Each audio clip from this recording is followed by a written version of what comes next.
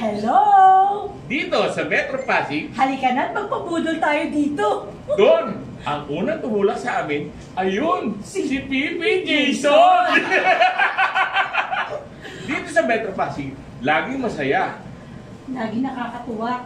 at maligaya. Kasi, mag-asawa dito, partners in crime. Kaya pag nagpagay sila, pag nagtanong kung ano ang letter B sa Dessert. dessert, ang sagot ay Bangaw. bangaw. Hindi, sa Metro Pasig, sa club kasi sa Metro Pasig, dati hindi namin alam ang ibig sabihin ng simbolo. Pero ngayon, dahil napunta kami dito, nalaman namin ng simbolo. Yung simbolo na yun ay isa palang makabuluhang, may makabuluhang reason, purpose sa lipunan.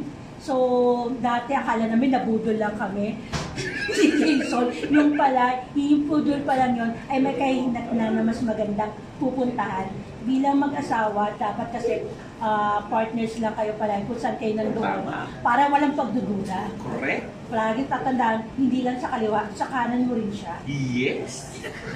Yes, perfect. Siyempre, dapat wala ka nang sabihin. Kaya, Oh. join na kayo. Sa Metro Pasig.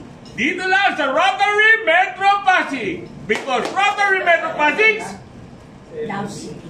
yeah!